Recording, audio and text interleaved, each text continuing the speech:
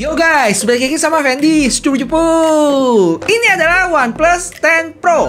HP yang secara desain cukup beda, tapi gimana dengan dalemannya? Dan apakah kerjasama dengan Hasselblad-nya ada peningkatan? Terus, kalau diadu sama kamera iPhone 13 Pro Max, sakti mana? Buat tahu jawabannya, nggak usah pakai lama, langsung aja kita cus ke kontennya. HP ini punya dua warna ya, ada hitam sama hijau dengan 3 varian, yaitu 8128, 8256, sama 12256.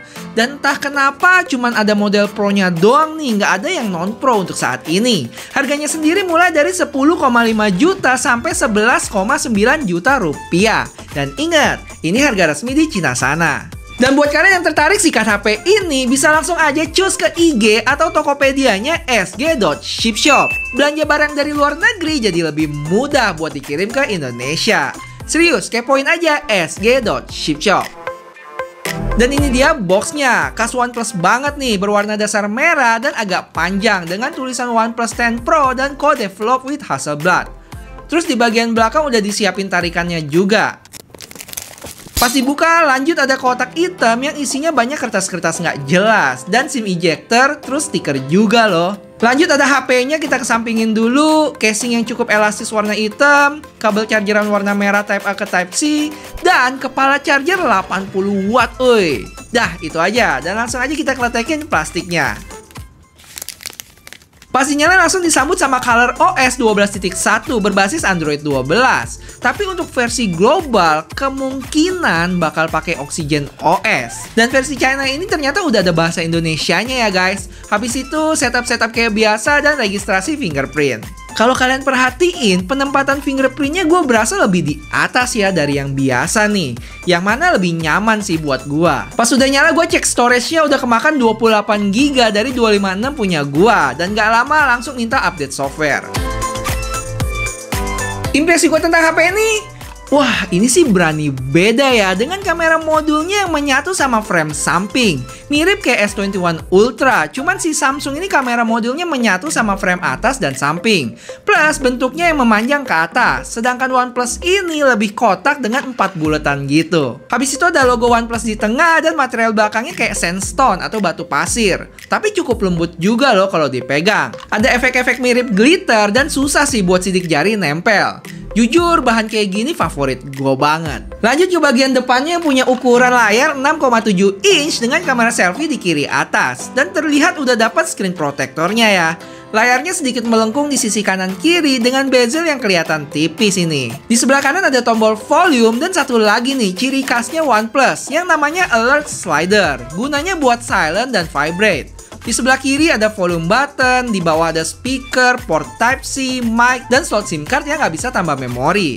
Di atas cuma ada satu mic. Dan feel digenggam, enak ya, berasa tipis dengan tebal 8,55 mili dan berat 200,5 gram. Lanjut nih kita ke spesifikasinya. Mulai dari layarnya yang punya ukuran 6,7 inch 2K LTPO AMOLED. Refresh rate-nya adaptif ya dari 1 sampai 120 Hz dengan tingkat kecerahan maksimum 1300 nits. Dari sisi performance dilengkapi dengan Snapdragon 8 Gen 1 yang dapat skor Antutu di 1.006.000. Bede. Sekarang gue kasih lihat Geekbench dan 3D Max. Ini sih termasuk tinggi-tinggi loh angkanya. Untuk baterainya punya kapasitas 5000 mAh yang support 80 watt fast charging. Diklaim ke 100% itu dalam 32 menit. Habis itu ada wireless charging dan reverse wireless charging.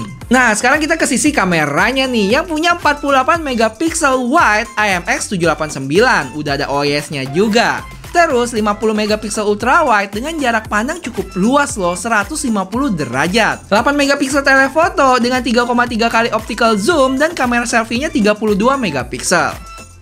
Oh ya guys, untuk lensa wide dan telefotonya ini sama persis loh dari versi sebelumnya OnePlus 9 Pro. Waduh. Ya walaupun gitu, semoga racikan Hasselblad di kamera OnePlus 10 Pro ini bisa lebih baik dari sebelumnya. Nanti kita coba ya. Untuk spek lainnya, dia udah dual stereo speaker dengan Dolby Atmos, Wi-Fi 6, NFC, fingerprint under display, dan sayangnya nggak ada IP rating. Dan nggak bisa tambah memory card. Terakhir, dia ada fitur pamungkas yang namanya Hyper Boost, yang katanya saat ngegame bisa bikin frame rate-nya itu stabil. Apakah benar? Nanti tinggal kita buktiin aja di tes gaming. Oh ya, tapi sebelumnya bantuin gua buat like video ini ya. Thank you.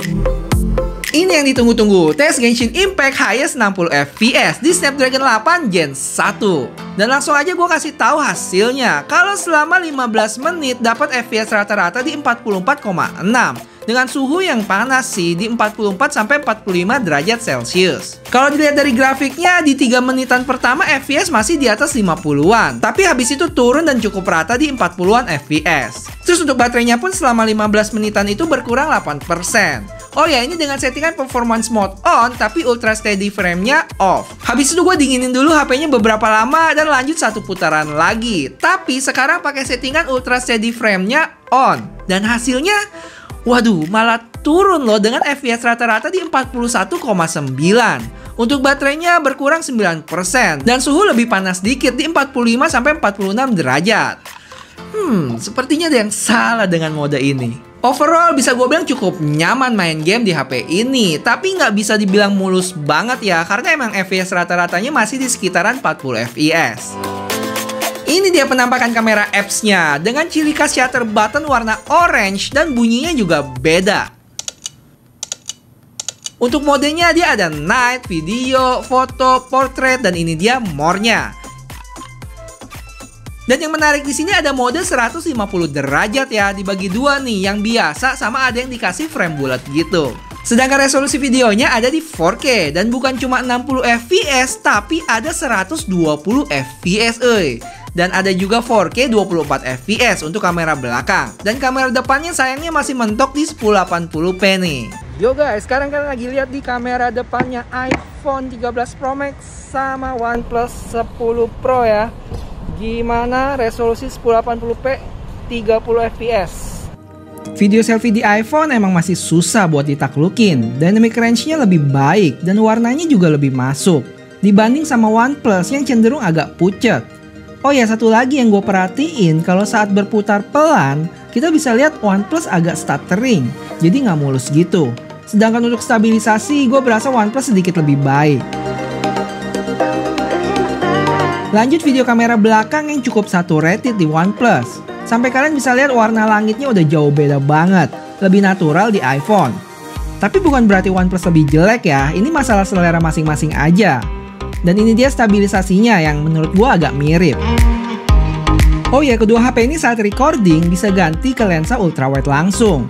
Untuk karakter warna masih mirip dengan sebelumnya. Selanjutnya gue coba zoom di mana iPhone maksimal 9 kali sedangkan OnePlus 10 kali. Untuk kualitas, iPhone jauh lebih baik sih. Oke, kalau ini adalah video sinematiknya yang mentok di 1080p nih guys, antara OnePlus dengan iPhone.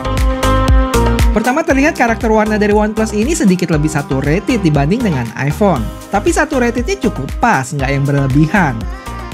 Cuma entah kenapa untuk foto batu ini di lensa telefotonya terjadi perubahan warna, jadi pucat gitu. Untuk foto close up, iPhone cenderung lebih gelap, kayak kontrasnya berlebih di sini. Sedangkan OnePlus cukup pas, apalagi backgroundnya. Sekaligus kalian bisa lihat natural bokehnya sama-sama cihuy untuk kedua HP ini. Foto selfie di OnePlus menurut gue cukup pucat, dan seingat gue ini terjadi di Xiaomi 12 juga. Sepertinya nih kejadian di HP-HP dengan Snapdragon 8 Gen 1 deh. Sedangkan iPhone warna backgroundnya cukup hidup, sama kayak warna kulit muka gue juga. Gimana dengan mode 150 derajatnya? Buat seru-seruan sih bagus ya, tapi buat keakuratan gambar tentu kurang. Terlihat banyak distorsi di sini untuk gambar yang seharusnya lurus jadi melengkung gitu. Untuk night mode di OnePlus gue cukup demen ya, karena walaupun perbedaannya nggak signifikan, tapi tetap ada area yang jadi lebih baik. Misalnya gedung-gedungnya sedikit lebih terang dan cahaya-cahaya di bawah lebih terekspos. Sekalian gue bandingin sama hasil iPhone 13 Pro Max.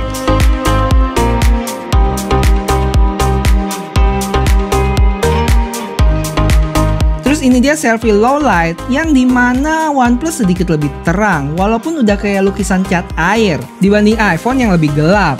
Sedangkan untuk night mode, iPhone bisa jadi lebih terang dibanding OnePlus karena saat night mode-nya aktif, dia bakal bikin layarnya jadi putih sehingga ada cahaya lebih saat selfie. Terakhir untuk videonya OnePlus lebih saturated ya, jadi nggak terlihat natural, agak kemerah-merahan gitu dibanding sama iPhone.